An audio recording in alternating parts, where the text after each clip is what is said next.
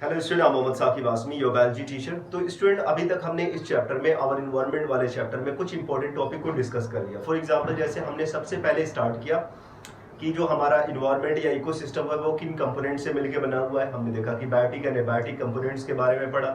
फिर हमने food chain को समझा, फूड वेब को समझा, लास्ट में बायोलॉजिकल मैग्निफिकेशन को समझा, जो लास्ट वाला लेक्चर था उसमें। अब हम एक बार फिर से थोड़ी सी चीजों को देखते हैं। जो हमारा इकोसिस्टम है वो लिविंग एंड नॉन लिविंग दोनों चीजों से मिलकर बना हुआ है। Living and non living components both are present in our ecosystem. अब जो आपका लिविंग होते हैं, जो जहां भी आपके लिविंग होंगे, स्पेशली हम ह्यूमन के बारे में बात कर ले तो ह्यूमन बहुत सारी ऐसी एक्टिविटीज कर रहे होते हैं जिनकी वजह से ऐसी चीजें प्रोड्यूस होती हैं जिनकी वजह से हमारा जो इन्वायरमेंट है उन पे इफेक्ट पड़ता है। तो आज का जो टॉपिक होगा वो क्लास 10th जो एनसीईआरटी है आपका साइंस का, उसमें चैप्टर नंबर हम 15 पढ़ रहे हैं और उसमें आवर इन्वायरमेंट, जो कि बड़ा इंपॉर्टेंट चैप्टर है, ऑलमोस्ट 5 मार्क्स कैरी करता है आपके बोर्ड के एग्जामिनेशन से। तो हम बात करें हम इन्वायरमेंटल इश्यूज के बारे में आज बात करेंगे। किस तरीके से हमारी एक्टिविटीज, जो ह्यूमन एक्टिविटीज है, वो अफेक्ट करती है, वो इन्फ्लुएंस करती है हमारे इन्वायरमेंट को। तो बहुत सारी हम एक्टिविटीज कर रहे होते हैं, उसमें से ही कुछ एक्टिविटीज ऐसी होती है जिनकी वजह से हमारे इन्वायरमेंट पे बहुत ज्यादा इफेक्ट पड़ता है। जैसे कौन कौन से इफेक्ट पड़ते हैं हम उनको समझ लेते हैं। फॉर एग्जाम्पल, जैसे हम बात करें तो बहुत ज्यादा हम गार्बेज या वेस्ट को प्रोड्यूस करते हैं, गार्बेज और वेस्ट को प्रोड्यूस करते हैं।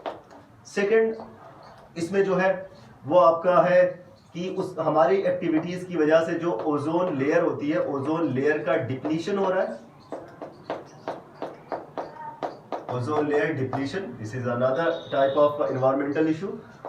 और क्या है, उनकी वजह से, हमारी वजह से, मतलब ग्लोबल वार्मिंग की प्रॉब्लम भी होती है ह्यूमन एक्टिविटीज की वजह से। एसिड रेन की प्रॉब्लम, ये सारी प्रॉब्लम्स जो है, इन्वायरमेंटल जो इश्यूज है, ये ह्यूमन क्रिएटेड है, ये आर्टिफिशियल है, ह्यूमन की एक्टिविटीज की वजह से क्रिएट हुए। तो आज के लेक्चर में हम बहुत सारी चीजों के बारे में डिस्कस नहीं करें। वैसे भी एनसीईआरटी ने सिर्फ 2 टॉपिक के बारे में बात की है, गार्बेज एंड वेस्ट के बारे में, दूसरा आपका ओजोन लेयर डिप्लीशन के बारे में। तो हम इन 2 चीजों के बारे में डिस्कस करेंगे, जबकि ये 3rd एंड 4th के बारे में आपको डिस्कस नहीं करना है। इंशाल्लाह फर्दर क्लासेस में भी हम इनके बारे में बात करेंगे। अभी हम सिर्फ 2 के बारे में ही पढ़ लेते हैं। तो सबसे पहले हम गार्बेज या वेस्ट के बारे में बात करते हैं कि ह्यूमन जो होता है, ह्यूमन की एक्टिविटीज जो होती है उनके किस तरीके से उन्होंने किस टाइप के गार्बेज को प्रोड्यूस कर रखा हुआ है। तो जो ह्यूमन एक्टिविटीज से 2 टाइप के गार्बेज प्रोड्यूस होते हैं, और ये होते हैं biodegradable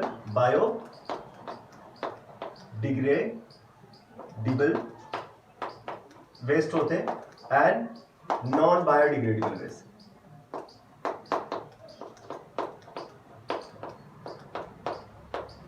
There are 2 types of waste जो प्रोड्यूस करते हैं ह्यूमन। एक तो होते हैं बायोडिग्रेडेबल वेस्ट और एक होते हैं नॉन बायोडिग्रेडेबल वेस्ट। अब क्या होते हैं बायोडिग्रेडेबल वेस्ट, क्या होते हैं नॉन बायोडिग्रेडेबल वेस्ट, उनको हम समझने की कोशिश करते हैं। ऐसे वेस्ट जिनको माइक्रोब्स के जरिए आप डिग्रेड कर दें, जिनको हम माइक्रोब्स के जरिए डिग्रेड कर दें, जिनको हम मिट्टी में मिला दें, हम उनको सिंपली क्या कहते हैं, बायोडिग्रेडेबल। फॉर एग्जाम्पल, जैसे बैक्टीरिया हो गया, फंजाई हो गए, ये सारे ऑर्गेनिज्म अगर किसी वेस्ट को कंपोस्ट में बदल दे रहे हैं, उनको वेस्ट को मिट्टी में मिला दे रहे हैं, उनको डिग्रेड कर दे रहे हैं, हम उनको बायोडिग्रेडेबल बोलेंगे। अगर वो नॉन लिविंग है, वो कोई चीज ऐसी चीज है जो डिग्रेड नहीं हो सकती, तो हम उनको नॉन बायोडिग्रेडेबल वेस्ट बोलेंगे। फॉर एग्जाम्पल, अगर बायोडिग्रेडेबल वेस्ट का एग्जाम्पल हम देखें तो जैसे आपके पेपर्स होते हैं, वो बायोडिग्रेडेबल है। आपके जो स्पॉइल्ड फूड है, आपके एक फ्रूट है वो खराब हो गया, आपका घर में खाना खराब हो गया, वो आपका बायोडिग्रेडेबल है, that can be easily degraded. और भी बहुत सारी चीजें हैं। फॉर एग्जांपल, हम डोमेस्टिक सीवेज के बारे में बात करें, हम टॉर्न क्लोथ्स के बारे में बात करें, जो फटे हुए कपड़े हैं उनके बारे में बात करें, ये सारी चीजें बायोडिग्रेडेबल है। धीरे धीरे ये सारी चीजें क्या हो जाती है, डिग्रेड हो जाती है। लेकिन कुछ ऐसी चीजें भी होती है जो आसानी से डिग्रेडेड नहीं होती। फॉर एग्जांपल, हम बात करें जैसे प्लास्टिक के बारे में, पॉलीथीन बैग्स के बारे में हम बात कर ले, हम एल्यूमिनियम के कैन के बारे में बात कर ले, ये सारी चीजें ऐसी होती है जो आसानी से डिग्रेड नहीं हो सकती। आप उनको कहीं भी फेंक दीजिए, 2 साल बाद 4 साल बाद आके देखेंगे ना, तो भी आपको वैसी की वैसी वो चीज़ें पड़ी हुई मिल जाएंगी, क्योंकि जो माइक्रोबियल एक्शन होता है, जो फंजाई, बैक्टीरिया और ये सारी जो चीज़ें होती है, जो चीज़ों को डिग्रेड करती है, जो वेस्ट को डिग्रेड करती है, वो डिग्रेड नहीं कर पा रही है उनको, इसलिए क्योंकि उनके पास उन सारी चीज़ों को, उन सारे सब्सटेंस को डिग्रेड करने वाले एंजाइम नहीं होते, जिसकी वजह से वो डिग्रेड नहीं कर पाते, और वो चीज़ें वैसे ही कि वैसे काफ़ी टाइम तक पड़ी रह जाती है और धीरे धीरे कलेक्ट होती रहती है, जिसकी वजह से बहुत ज़्यादा वेस्ट इकट्ठा हो जाता है। ओके, तो हम ये वेस्ट का कलेक्शन बहुत इंपॉर्टेंट है। देखो, वेस्ट इकट्ठा होता चला गया और बहुत ज़्यादा हो गया, तो उसकी वजह से बहुत सारी प्रॉब्लम्स होती है। और इतने ज़्यादा वेस्ट के प्रोड्यूस होने का रीज़न क्या है, वो रीज़न भी देख लेते हैं। ज़्यादा वेस्ट के प्रोड्यूस होने के एक दो रीज़न हम समझ लेते हैं, और आई होप कि इन दो रीज़न से ही आपको समझ में आ जाएगा कि एक्चुअली इतना ज़्यादा वेस्ट क्यों प्रोड्यूस हो रहा है। पहली चीज़ तो ये कि जो हमारा ओवर पॉपुलेशन, जो पॉपुलेशन इतनी ज़्यादा बढ़ती जा रही है, तो पॉपुलेशन फर्स्ट है कि पॉपुलेशन, जो पॉपुलेशन बढ़ती जा रही है उनकी वजह से वेस्ट प्रोडक्शन बढ़ गया, पहली चीज़। दूसरी चीज़ आपकी क्या है, आपका जो लाइफ स्टाइल है, जो ह्यूमन की लाइफ स्टाइल है, वो चेंज होती जा रही है।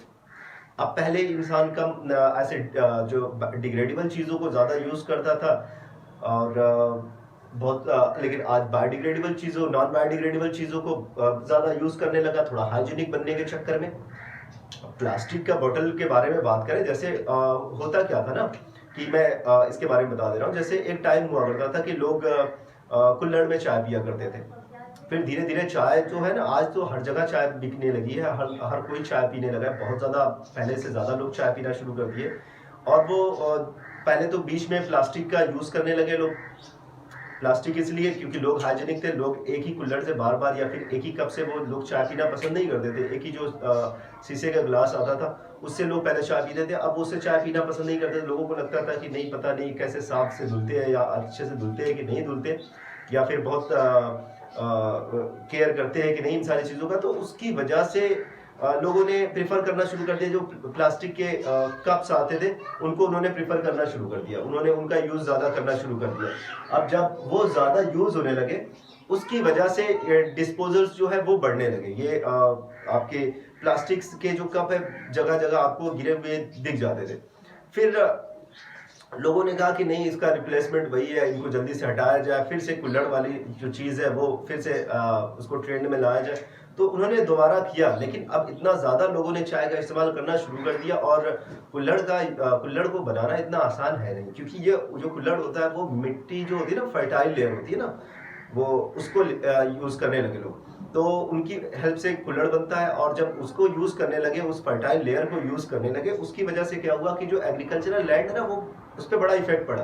तो लोगों ने कहा कि नहीं, ये भी सही नहीं है, तो लोगों ने लास्ट में पेपर कप्स यूज़ करने लगे। अब पेपर के बने हुए कप आप देखेंगे बहुत ज़्यादा, दुकानों पर आप जाएंगे तो आपको पेपर के बने हुए कप ज़्यादा देखने को मिलेंगे। तो आज उसको रिप्लेस करके चेंज कर दिया गया, आने वाले टाइम पे भी और भी बहुत सारी चीज़ें, तो उनका इफेक्ट पड़ता है जो पॉलीथीन होते हैं। तो ऐसे नॉन बायोडिग्रेडेबल चीज़ें जो होती है, ऐसे लाइफ स्टाइल की वजह से भी हमारे इन्वायरमेंट को हार्म पहुंचा रही है। ओके, अब हम बात करते हैं इनके मैनेजमेंट के बारे में, कि किस तरीके से आप इन जो वेस्ट है इनको कैसे मैनेज कर सकते हैं, हम इनको कैसे मैनेज कर सकते हैं, हाउ टू मैनेज इट। आज के लेक्चर में हम वेस्ट के बारे में ही बात करेंगे। नेक्स्ट वाले लेक्चर में हम ओजोन डिप्लीशन के बारे में बात कर लेंगे, शो की तब तक जाके आपका चैप्टर कंप्लीट हो जाएगा। और एक दो लेक्चर मैं अलग से बनाऊंगा, जिसमें हम बात करेंगे इस चैप्टर से रिलेटेड क्वेश्चन एंड आंसर के बारे में। इससे पहले भी 2 चैप्टर और पढ़ाया गया, हेरिडिटी एंड एवोल्यूशन का, और उससे पहले एक और चैप्टर पढ़ाया गया जिसमें हमने बात की थी हाउ डू ऑर्गेनिज्म रिप्रोड्यूस वाला, मतलब रिप्रोडक्शन वाले चैप्टर के बारे में हमने बात की थी। तो हम उसमें भी सारी चीज़ों को समझने की कोशिश करेंगे। कुछ लेक्चर मैं उनके बना के प्लेलिस्ट में डाल दूंगा, जिससे आप कुछ क्वेश्चन की प्रैक्टिस भी कर लेंगे, और किस तरह से राइट करना ये भी आप समझ लेंगे। ओके, तो हम बात करते हैं कि how to manage these waste. अब इन वेस्ट को मैनेज कैसे करेंगे। देखो, मैनेज करने के लिए सबसे पहली चीज़ हमें ये समझना पड़ेगा कि डिग्रेडेबल क्या है, नॉन बायोडिग्रेडेबल क्या है। तो बायोडिग्रेडेबल आसानी से डिग्रेड हो जा रहे हैं, नॉन बायोडिग्रेडेबल आसानी से नहीं हो रहे। तो बेहतर है कि हम पहले क्या करें, हम दोनों को सिग्रीगेट कर लें। तो पहला स्टेप होगा, पहले जो फर्स्ट मेथड होगा वो ये होगा कि इनका सिग्रीगेशन करना जरूरी है। पहले तो हमें इनको सेग्रीगेट करना पड़ेगा। हमने बायोडिग्रेडेबल एंड नॉन बायोडिग्रेडेबल को सेग्रीगेट कर दिया। और सेग्रीगेट करने का मतलब है कैसे हमने सेग्रीगेट किया। हम जाते हैं ना कि बहुत सारे मार्केट में लगी होते हैं, स्कूलों में लगे होते हैं, आपने देखा होगा वहाँ पे 2 बिन्स लगे होते हैं।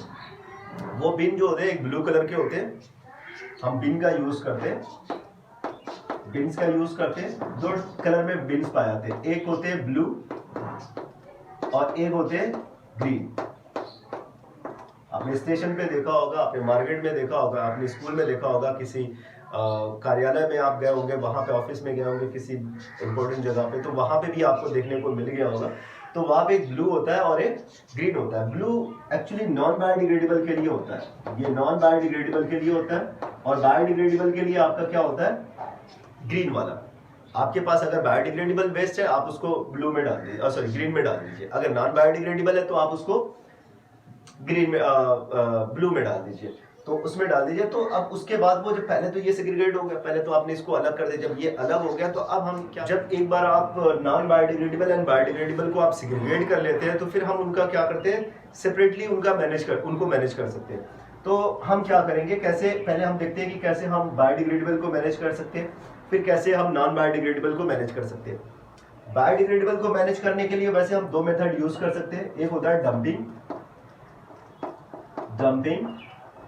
एंड सेकेंड आपका होता है, वो होता है आपका कंपोस्टिंग।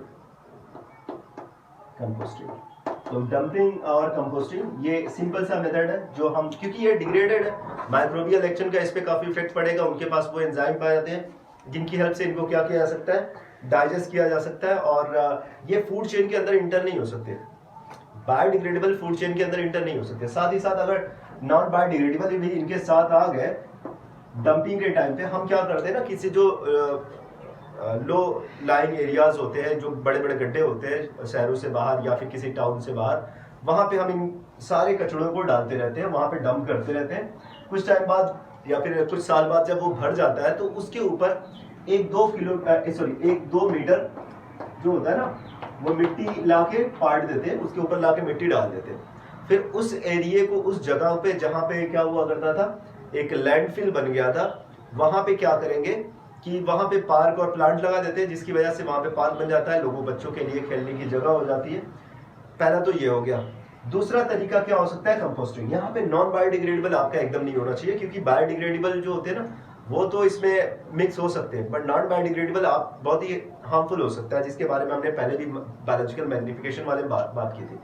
तो हम कंपोस्टिंग के लिए क्या करेंगे, जो बायोडिग्रेडेबल वेस्ट होते हैं उनको ले जाके मिट्टी में डाल देंगे, कुछ टाइम तक मिट्टी में रहते हैं, कंप्लीटली कंपोस्ट हो जाते हैं। एज ए मैन्योर हम उनका यूज कर सकते हैं एग्रीकल्चरल लैंड में। एग्रीकल्चरल लैंड में हम एज ए मैन्योर उनका यूज कर सकते हैं, खाद की तरह से हम उनका यूज कर सकते हैं। और जो आपका जो फूड है, फूड प्रोडक्टिविटी को बढ़ाया जा सकता है इसका यूज करके। ओके, तो आपका डंपिंग एंड कंपोस्टिंग 2 मेथड हो गए, किसके बारे में, आपके बायोडिग्रेडेबल वेस्ट को मैनेज करने से रिलेटेड है। अब नॉन बायोडिग्रेडेबल वेस्ट को कैसे मैनेज कर सकते हैं, उनके लिए जो मेथड होता है जनरली हम उसको कहते हैं 3 Rs। इस वे में काफी यूजफुल होता है। अब कैसे यूजफुल होता है उसको समझ लेते हैं। 3 Rs का मतलब एक्चुअली क्या है, हमने पहले भी सुना हुआ है इसके बारे में। एक तो होता है रिड्यूस, सेकंड आपका होता है reuse and the third one is recycle. छोटी क्लासेस में भी शायद हमने पढ़ा होगा इसके बारे में, 3 Rs के बारे में। 3 Rs कंप्लीटली किसके लिए होता है, आपके नॉन बायोडिग्रेडेबल वेस्ट के बारे में होता है। मैंने पहले भी बताया, नॉन बायोडिग्रेडेबल वेस्ट जो होता है ना, अगर उसका वो ज्यादा इकट्ठा होने लगा और हमारी एग्रीकल्चरल लैंड में वो जाके मिक्स होने लगा, वाटर के साथ वॉश आउट होके वाटर बॉडीज के अंदर जाने लगा, तो ये नॉन बायोडिग्रेडेबल है, कोई माइक्रोबियल एक्शन का इन पे कोई इफेक्ट पड़ता नहीं है, और उसकी वजह से ये हमारे फूड चेन के अंदर आ जाएंगे। फिर trophic level to trophic level ये फूड जो हार्मफुल वेस्ट होते हैं ये ट्रांसफर होते रहते हैं, और काफ़ी ज़्यादा हमारी बॉडी पे भी इनका इफेक्ट देखने को मिलता है। पिछले लेक्चर में मैंने बताया था कि किस तरीके से डीडीटी का इफेक्ट जो बर्ड्स होते हैं उनके एग सेल फॉर्मेशन पे होता है। ओके, तो ये समझ में आ गया। तो रिड्यूस का मतलब होता है वो जो नॉन बायोडिग्रेडेबल वेस्ट होते हैं, फॉर एग्जांपल जैसे पॉलीथीन ही हो गया, हम उसको बार बार जो यूज़ करते हैं उसकी वजह से वो बहुत ज़्यादा हो जाते हैं। तो क्या करें, उनको ज़्यादा इस्तेमाल में ना लाएं, उनके इस्तेमाल को कम कर दें। बायोडिग्रेडेबल चीज़ों को ज़्यादा यूज़ करें, पहला तो ये हो गया। Second, reuse.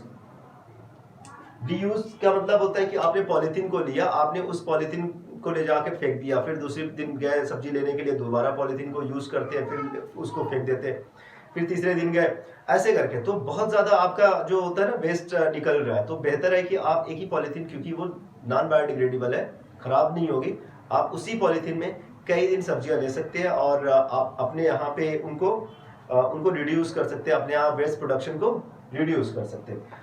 लास्ट है रिसाइकिल।